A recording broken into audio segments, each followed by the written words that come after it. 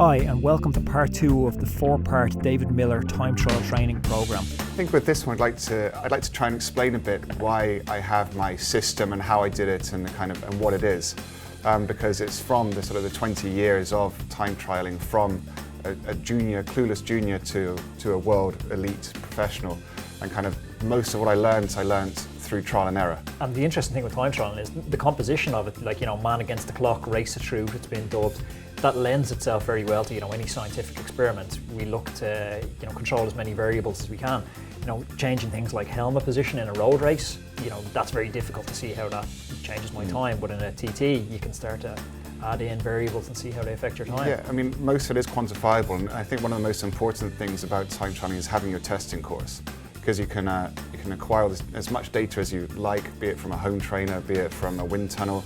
But when it comes down to it, it's that course on the road where you're going to kind of be able to gauge it most consistently. I remember Peter Keane, who was the coach of Chris Boardman back in the day in the 90s, and I worked with him a little bit, just in passing, and I was trying to figure out my position because they used wind tunnels and did all this, and they've done so much science, if you like.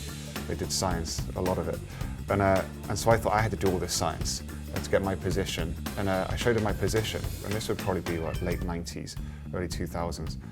And he said, "You look fast, David."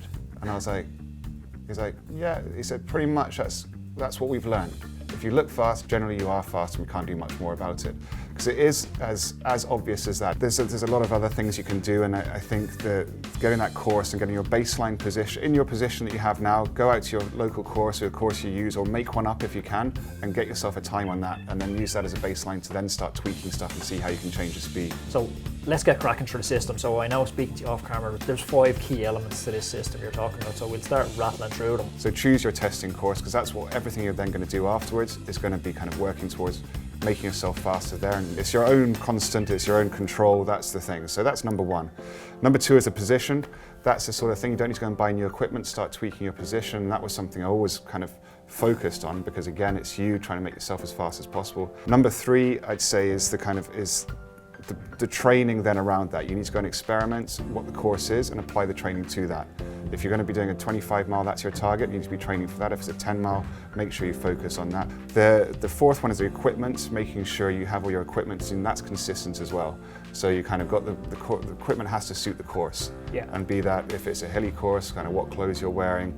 If it's a pan flat and it's cold, it's all temperature based as well, and then also regards the actual on your bike, what wheels, what tires. I know the funniest thing for me watching time trials is just watching people blow their brains out. So I know we talked, and one of the 5 things that you think you can help to revolutionise these riders with is strategy. Yeah, I think strategy, and that I think falls into the 2 things. There's a strategy for the time trial, and then kind of one of the most important things also is the protocol you use, the checklist you have, which I think all falls into strategy, because your pre-race should always be exactly the same. You should have that as a checklist that, although for the first few times you will have a checklist you have to go through, it will become second nature, and that's again is trying to limit, it's trying to control the environment. Once the clock starts, you know from that moment on, everything's been the same up to it. You've controlled everything, and then the race, there's certain things you can't control. The temperature on the day, the wind direction, just kind of how you physically are, because sometimes you can't control that, but at least you know everything up to that point has been great. So next we're going to dive in deep and we're going to talk about equipment. So as I mentioned before, contrary to what most people think, it's actually the person on the bike that's causing the most resistance. And so you have to, beyond the position, the clothes are incredibly important, because if you have something that's ruffling in the air, then that's just going to be causing air resistance and slowing you down. So we wear what we used to call skin suits, and now we generally call speed suits. There's less noise, it just feels like there's less resistance, because there is. That would be more significant than getting a fast bike, let's say. An aero bike and a normal bike compared to a speed suit and not a speed suit, you'll actually feel something different with a speed suit. Let's talk about the Teardrop helmets.